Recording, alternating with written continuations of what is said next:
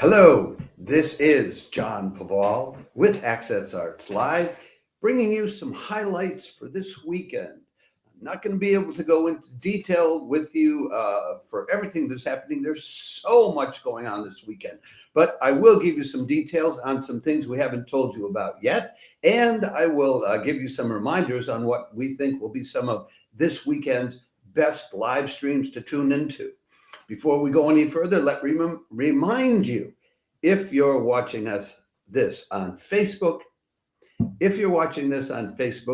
like the video so we can send you an invite and you can follow us. If you're watching us on YouTube, click on the subscribe button underneath the video window. And you can also follow us or subscribe to us on X, TikTok, Instagram, and Threads. Why? Because if you do, we can promise you we will provide you with more than 1,000 live links to live online performances in 2025. And that's not something to sneeze at, as people used to say in the English language. So let us get on with telling you about some of the great things that's going on, especially this weekend. There's some great contemporary music pieces going on that we did not have time or the info to tell you about earlier in the week. And so let me clean up my notes here so I'm ready to go for you. Friday and Saturday, January 24th and 25th, you can enjoy a double header of contemporary chamber music live streamed free of charge from New York City by composers Concordance and Vox Novus. A viola percussion duo, and a toy piano dance artistic sketch experience. Yes, all that just on Friday and Saturday. Who knew? So let me tell you about the first of this. I can pull up a picture for you of the performers in the first of these live streams that I want to tell you about. I'm pretty sure that's the group. Yeah, that's the duo Jalal. Friday, January 24th, Composers Concordance live streams the very expert duo Jalal, viola and percussion duo, playing a concert composed entirely of new works by contemporary composers. This is about as now as chamber music can be. That's Composers Concordance. They live stream all the time on their Facebook page rather than on YouTube. It's free of charge. This will be at 7 p.m. Eastern Standard Time on Friday evening, 4 o'clock in the afternoon on the West Coast, and 1 o'clock in the morning in Europe. So it'll be, well, it's about 6:30 here in Europe right now. So this will be about 7 hours from now. You have time to arrange your schedule to tune into this. Now, who are these people in duo Jalal? It's Catherine Lockwood. She's Australian-born, a classically trained violist, but she will go from playing medieval music to playing Philip Glass in the blink of an eye with no problem. Her husband is Yusuf Sharanik. He's a Lebanese-born musician. He plays a whole array of hand drums and the vibraphone to bring music into it. You know, people sometimes think concussion is just banging noises. No, there's the vibraphone, the xylophone. You can make melodies with percussion. Anyway, the Toronto Star describes this duo as fearless seekers and synthesizers of disparate instruments and cultures. This is right up the alley of Composers Concordance, which, if you do not know it, I've talked about it so many times. They do so many live streams. It's a Gene Pritzker joint, and Gene Pritzker is a contemporary guitarist who is composing new stuff all the time, and believes in crossing all the lines between classical chamber music and electronic music and jazz and anything else he can come up with. And he brings in these terrifically expert people from all over the world. And so some people would say to me, John, but is this really chamber music? Well, let me tell you a little bit more about Catherine Lockwood and Yusuf Sharanik. They are also the artistic directors of the Telluride Music Fest in Colorado. So they're chamber musicians. They are also the ensemble in residence at the Sands Point Preserve on Long Island, which has going a 4 Seasons in Music series of concerts. And this presents music with poetry featuring strings, percussion, clarinet, accordion, dancers, etc. Catherine Lockwood is the artistic director of it. So these are classical musicians, but they'll be doing a piece by Gene Pritzker called True, which he just composed. All of this stuff is newly composed, which is inspired by a German folk song. And I don't know how it'll go, but it'll be very now. They'll be doing a piece called Framed Viola by Peter Jarvis. They'll do Hurry Up and Wait by Seth Boosted. And a new arrangement of by Gene Pritzker of Mark Kostabi's song Mr. It. They'll also do compositions by Dan Cooper, Kenji Bunch, Philip Glass, David Krakauer, Enzo Rao, and Yusuf Sharonik himself. They'll be doing all this at a place called a very hit place called Kostabi World on 225 West 22nd Street in New York City. If you want to drop in personally and enjoy it. So anyway, that's the first offering that we have up for you. Which, if you ask me, it's exciting to see music which is so now. So then I want to tell you about this second piece, the second live stream, not necessarily going in chronological order for this. Okay. This one is, it's even more. This one is even more. Let me tell you. Saturday, January 25th, Vox Novus live streams Yumi Suehiro playing 15 one-minute wholly new compositions on a toy piano with choreographers doing 15 newly created dances to them. And I would also add on that added on to this, there will be graphic artists who are doing sketches of people dancing. This is a total what do they call it? What are the words that a visual, motion-based, and audio arts creation. 15 minutes of fame. This is part of the 15 Minutes of Fame series by Vox Novus. It's on every week or every couple of weeks. It'll be Saturday at 8 o'clock in the evening Eastern Standard Time, 5 in the evening on the West Coast, and 2 o'clock in the morning over here in Europe. We'll give you the link. It's on YouTube. It's free of charge. You're invited to join in the chat box and engage in discussions with the composers or the performers.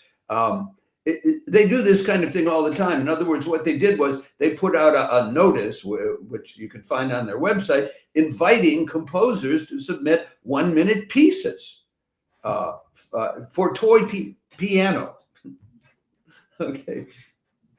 And then they selected out the best ones, and then they brought in Yumi Suehiro to play them. The choreographers involved in the event include people like Miki Orihara, Kendall Relay, Kevin Presmore, Laurie Hockman, Leanne Gioia, etc., etc. You can look up all the names on the Vox Novus website. The composers include, I'm not going to read all 15 of them, David Bond, Daniel Carpenter, Amelia Kaplan, Michael Todd Covell, Pablo A. Rago. The list goes on. As for, I do want to tell you a little bit about the pianist, who's sort of like the star of the show, and you see her photograph there, and alongside her the other people, in the other photographs, those are the choreographers. They're not the composers. So Yumi Suehiro was born in Osaka, Japan. Started studying the piano at age 6. They tell us she started studying the marimba a year later, in case you want to know. In Japan, she was the youngest person ever to win top prize at the Kobe International Competition. She won an undergrad scholarship at Lehman College at City University of New York, and she took her master's of music degree in piano performance at the Manhattan School of Music. So she learned something. She appears regularly at contemporary music festivals, which is her great interest, at the June Festival in Buffalo, the Princeton Sound Kitchen, the Nunc in Chicago. Nunc means now in Latin. the Red Note in Illinois, the New Music at New College, Florida, Sound of Stockholm, the Darmstädter Ferienkurse, where she received an honorable mention. She's a core member of an ensemble called Ensemble Mise en, which is a shortened version of mise en scène, which means to direct or put on scene. This is an event that has everything in it. It's got new compositions. It's got a very interesting pianist in it who has crossed cultural lines. It's got choreographers in it. And afterwards, as part of the event, as I said, there will be graphic artists coming along to do some sketches of the people dancing. So this is now. Wow. I mean, I love it. I love the idea of it. Now we go from that though to, okay, now here's something else. This is coming up on Saturday. This is the third piece that I want to tell you about. And let me put up a photo to go with this one. All right. Saturday, January 25th, March Vivo live streams music from the Spanish Renaissance, played on a 7-course Vihuela by early music expert Xavier Díaz-Latorre. Not something you hear every day.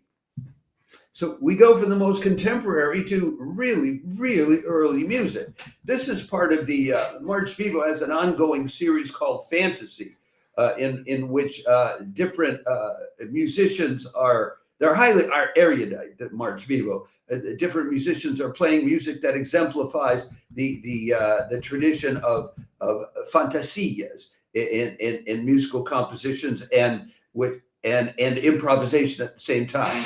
So the vihuela, which you see a picture of there, is an instrument from the Spanish Renaissance. Although I have also seen many references online when I started looking it up to the Mexican vihuela, which is a more contemporary instrument. I cannot say that is the same thing. Now, this one that you see in the picture does not have 7 strings on it, and they specify in the program that Xavier Díaz-Latorre, let me pull up his picture for you, will be playing what is called a 7-course vihuela.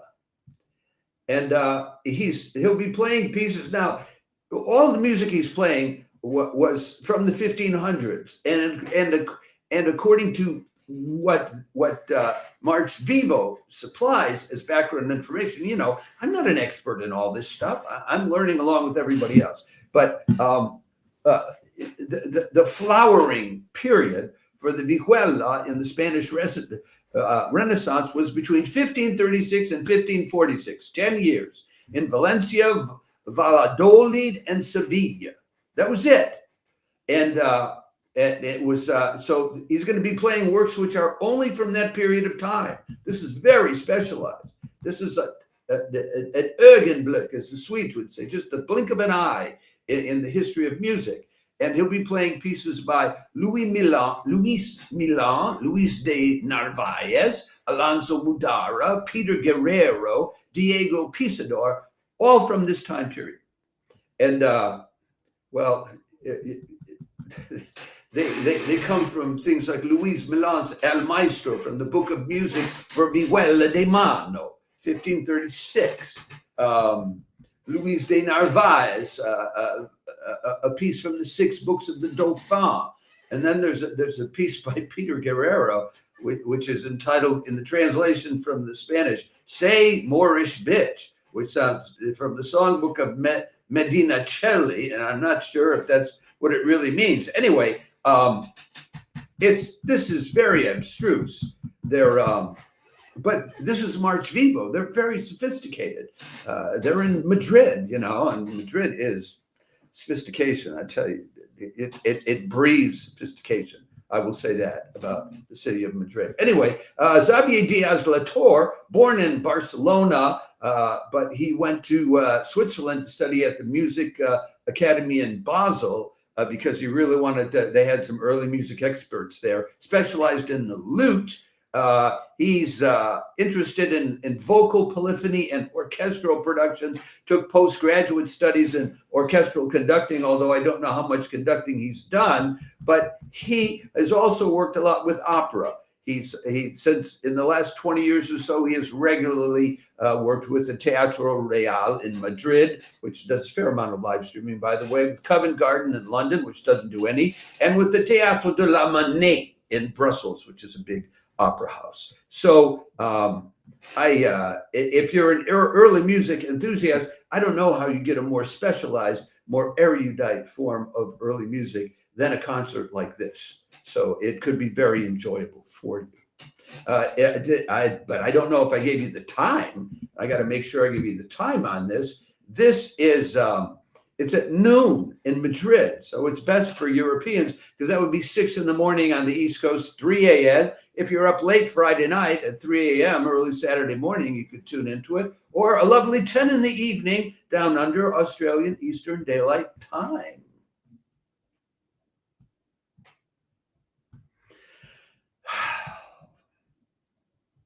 Now, I'm not able to rehash for you in detail all the orchestral and chamber works that are otherwise going on this weekend. There is just so much going on. But I do want to remind you, first and foremost about a couple of things. And the first one I want to remind you about is the 2 operas that are going on this weekend, both of which are going to be free of charge for you. The first of them is Saturday night, Saturday, January 25th. It's the Hannover State Opera, the Staatsoper, and it's at 7:30 in the evening European time, 1:30 your Saturday afternoon on the East Coast, 10:30 in the morning on the West Coast. The Staatsoper Hannover commissioned from contemporary composer Michael Wertmüller this new opera, and you're getting to see it live streamed free of charge by Opera Vision opening night. It doesn't get more new than this, folks. This is new opera, and it's called Echo 72, Israel in Munich. And it's an opera piece. I show you a photo there showing you the kind of sets that they're using in this opera. It's an opera piece about which takes off from the tragedy in 1972 when terrorists attacked the Israeli compound at the Munich Olympic Games and killed roughly a dozen Israeli athletes, and the German security forces were unable to protect them. It was a huge tragedy. And years afterward, the Mossad made it their business to track down every single one of those terrorists and end their lives. So I think this is very exciting. The cast is not, they did not bring in outsiders from an international cast. It's cast from the in-house players and singers of the Staatsoper Hannover.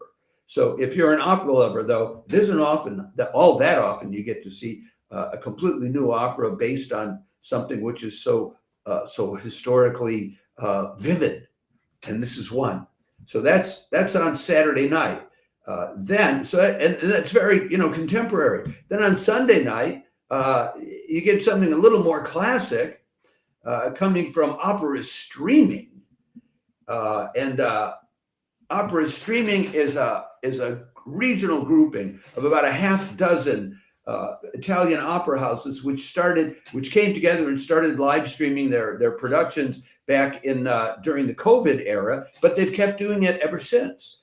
And this one is Bellini's Capulets and Montagues, based on Shakespeare's Romeo and Juliet. Now, what's distinctive about it? There's Romeo and Juliet kissing there, and the photo that I show you is that Juliet is Benedetta Torre, and Romeo is the soprano Annalisa Stroppa. And I have never seen a soprano singing the role of Romeo before in a Romeo and Juliet. I think most people have not seen it. This is an opportunity to do so. A very new staging, a very contemporary staging of a very classic Bellini opera. So there you have two highly interesting opera opportunities to look into this weekend. we'll probably put out separate notices about both of them.